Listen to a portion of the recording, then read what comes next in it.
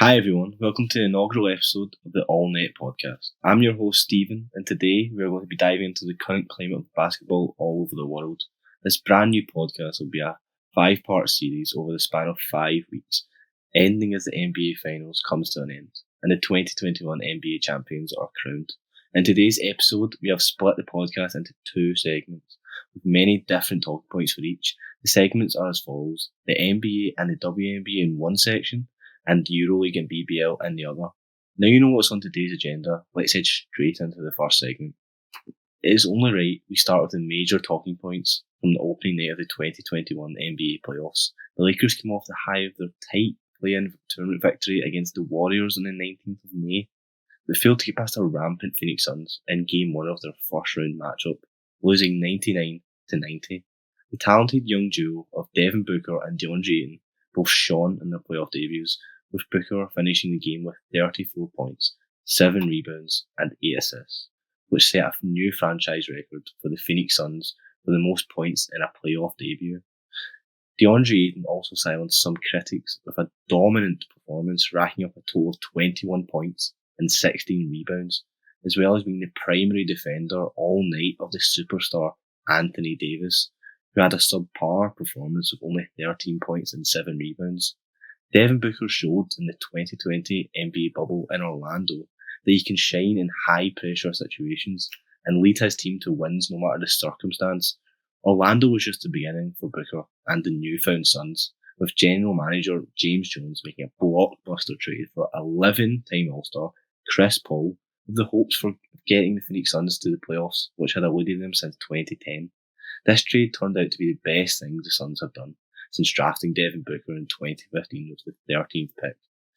As the Suns ended the 2020-2021 NBA season with a 51-21 record, finishing as the second seed in a heavily stacked Western Conference. The first seed in the West, the Jazz, didn't get off to a great start in their first round matchup, going down 1-0 against the young Memphis Grizzlies team, who had just come off a tightly contested overtime win over Steph Curry and the Golden State Warriors. Now to the East, and Miami came up short in Game 1 against the Bucks due to a Chris Middleton fadeaway game winner at the end of overtime. Now that we have touched on the NBA playoffs and the main talking points from the first few opening games, we're now going to move on to the WNBA and start with the latest story coming out only 10 days since the 2021 season started. Liz Cambage of the Las Vegas Aces took to Instagram to call out the Connecticut Sun coach Curt Miller for complaining to a referee after a foul call that Liz was £300 when she is in fact only £235 and a completely healthy weight for her height of 6'8". Curt Miller was then charged $10,000 by the WNBA and only suspended for 1 game. Curt Miller has issued an apology for his words, claiming he has learned from it, and has been in contact with Liz Cambage and her agents. Curt said, "As a leader, words matter. It was inappropriate. In a league where we empower women, and I have spent 31 years empowering women, those words were just not acceptable." The All Net podcast would like to add that we strongly condemn the words of Curt Miller and stand together with Liz Cambage and will always advocate for women to be treated with respect. Now moving on to a more positive story within the WNBA, the Phoenix Mercury great Diana Taurasi has just started her 17th season in the WNBA. The 1-time MVP and the 9-time All-Star moves into a newly renovated Phoenix Suns arena, the Phoenix Mercury, on the 22nd of May, as they played their first game in their new place. Sadly for Diana and the Mercury, they fell to the Connecticut Sun 84-67, with Diana ending the game with 17 points. Diana has been hailed as a Michael Jordan of the women's game, but I have always felt she should be seen as the Diana Taurasi, the incredibly talented basketballer that she is. The Phoenix Suns and Mercury will now share an arena and not just a practice facility. Sun star Devin Booker has said that being around Diana Taurasi almost every day and seeing how she handles things as well as her routine has helped him develop for the better on and off the court. The Phoenix Mercury have an amazingly talented squad with 3 All-Stars. They have Diana Taurasi as well as guard Skylar Diggins and the coveted centre Brittany Griner. Their prime focus this season is to add another trophy to the cabinet for the Mercury since 2014. But they will have to get past the last year's winners. the Seattle Storm, and last year's finalist, the Las Vegas Aces. That concludes the first segment of the show, and we'll now move on to how basketball is faring in Europe.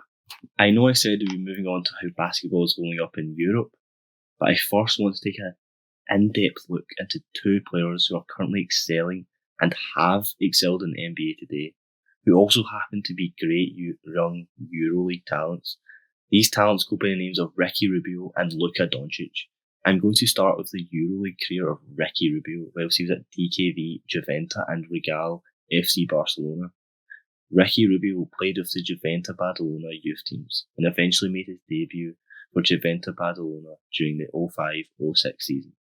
He played with Juventa Badalona until the end of 08-09 and signed with FC Barcelona for the 2009-2010 season. This is when Rubio showed what he really is capable of by winning the 2010 EuroLeague Championship and being named the 2010 EuroLeague Rising Star, as well as the Spanish giant showcasing domestic dominance, winning the 2010-11 Spanish National Cup, the 2009 and 2010 Spanish Super Cup, and the 2010 and 2011 Spanish National Cup.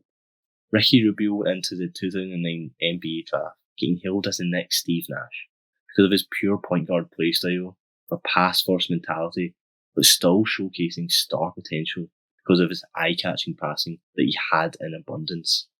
The NBA teams were so high on Rubio due to his NBA readiness coming from such a tough EuroLeague setting, and the just sheer time he had already been a professional basketballer. Ricky ended up getting picked with the 5th pick. This is 2 picks ahead of 2-time MVP and 3-time NBA champion Steph Curry, and went to Minnesota to join up with the Timberwolves. Next up, we have the infamous Wonder Boy, Luka Doncic, a 6'7" wing/guard with elite shooting and passing. There's not much better than that. Luka joined Real Madrid at the young age of 13 to play in the youth ranks. He moved all the way from Slovenia to Madrid alone. Luka was already a towering 6'2" at this age. At the age of 16, Luka had grown to his full adult height of 6'7" and made his debut for the senior Real Madrid team in 2015, becoming the youngest player in club history to do so. 2 years later, he led Madrid to the 2018 EuroLeague title, winning the EuroLeague MVP as well as the Final Four MVP, all of this at the age of 18. Doncic was also named the ACB Most Valuable Player and won back-to-back EuroLeague Rising Star and ACB Best Young Player awards. He was also selected to the EuroLeague 2010-2020 All-Decade team. All of this had the basketball world in awe, and the attention he got from the media was uncanny, for him tipped to be the number 1 draft pick in the 2018 NBA draft. However, there was doubts raised if he'd go number 1 in the US media, with the past few drafts having Europeans drafted in the lottery being busts, such as Dragan Bender to the Suns with the 4th pick in 2016, who is now riding the bench for said team, and Frank Ntilikina to the Knicks with the 8th pick in 2017, who is also at the bare ends of the bench for the Knicks. This made media outlets sceptical on the validity of Luka's talent, and franchises took this on board. Luka Doncic was drafted with the 3rd pick to the Atlanta Hawks, but was immediately traded to the Dallas Mavericks for the rights of the pick of Trae Young and a 1st round pick. Luka would go on to have a historical first season in the league, averaging 21 points per game, along with 8 rebounds and 6 assists.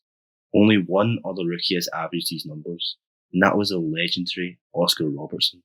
Luka was also the first teenager in the NBA history with a 30-point triple-double. Luka Doncic has only just started his NBA career, but I am sure it will be one of full of amazing achievements, with many more records to be broken or created. Next up, we're going to move on to the British Basketball League, and in particular, Scotland's best basketball team, who go by the Glasgow Rocks. The Glasgow Rocks have not had much success throughout their 23 years of being a basketball club. The club went by the name of the Edinburgh Rocks from 1998 to 2002. They then changed over to the Scottish Rocks from 2002 to 2009. Since 2009, the club has gone by the Glasgow Rocks. The club plays at the newly built Emirates Arena in Parkhead, Glasgow.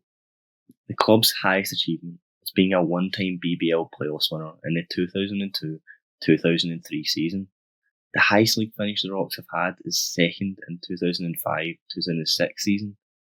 The Rocks have been a consistent middle-table team, finishing around 5th on average in their 23-year existence. The latest 2020-21 season was played behind closed doors, of course due to the coronavirus pandemic. Long-time Glasgow Rocks veteran Gareth Murray took on the role of player/coach this season, with it not all going to plan for him or the Rocks Ball Club. The Glasgow Rocks had their worst British basketball season ever, finishing in dead last at 11th place. This was almost bound to happen, with the team lacking cohesion, the players in the team being on their way out of professional basketball and way past their prime. Then there are the complete opposite in the team, with the younger players coming in trying to make a basketball career. We actually have an interview with a player who was hoping to be one of those young guys making the breakthrough to the first team at Glasgow Rocks, and his name is Columba Simimba. Hi Columba, thanks a lot for joining us today. I appreciate you taking the time out to be here. No problem at all, Stephen. Thanks for having me. Right, let's get started with our first question. When was the first time you got introduced to basketball? Oh, that's a tough one. I'd probably say when I was 10. My older brother's about 2 years older than me. He asked me to go play at our local sports facility just around the corner from our house. And it kind of just turned into a regular occurrence thing. We'd go once or twice a week after school. My mum would just drop us off, and then, we'd play. Did you play on a 10-foot rim at 10 years old? Funnily enough, yeah, I did. Due to me being so small at the time, it helped me learn to play to my strengths, to be honest. I'd say I was always quite fast and agile, and it helped because I worked on many ball handling and layup drills. I couldn't really move any further back to shoot the ball at the time because obviously I wasn't really that strong. So, the 3-pointers and stuff, the room was just it was too far at my age to be able to hit threes and everything because I just wasn't strong enough. Could you tell us a bit about your organised basketball career? So I played with the Glasgow youth team from the age of 14 until I was around 17. I played point guard because one reason was because, I was quite small. I was only around 5'8" at the time. So I did lack the advantage of height. So that was a position I played. But as well as that, it's my favourite position in basketball, and most of my favourite players are point guards. So, I played point guard. I did lack the advantage in height, to be honest, but I did have quite a long wingspan for my age. So it made me quite capable of playing kids that were like 5'10", 5'11", 6 foot. And as well as that, I was quite a crafty dribbler of the ball, to be honest. I could make a lot of plays for my teammates and get quite a lot of assists. Did you stop playing basketball after the Rocks? Yeah, I did. I stopped playing. Why? Well, as I got older, we had more coaches, we had more scouts coming to games and everything like that. They'd come to tournaments, and it obviously just got a lot more serious because we're hitting that age where you could go on to start playing. Some people wanted to play overseas, some people wanted to go to America to get a scholarship at colleges and things like that. So I just kind of started losing love for it because I was still lacking that height needed to be a professional basketball player. I was only around 5'9", so obviously coaches come in there and stuff. They said I had talent, but they're just lacking the height, which was a bit unfortunate. And then near the end of my stint, I kind of found myself being subbed more often than not because some players we'd come up against were 6'2", 6'3", 6'4", so they obviously had a huge advantage in that case due to their height. So, what is it you do now? So right now I'm currently studying dentistry at Dundee. I've just completed my 3rd year not too long ago, and I'm just preparing for my 4th year come September now. Oh, that's amazing. Congrats on your success, and I hope it continues in the future. Thanks so much for being on the inaugural episode of the All Net podcast. That interview will conclude the podcast, guys. Thanks so much for tuning in all the way to the end of the first episode of the All Net podcast. Hope you will join me next week with the next episode. See you then, guys.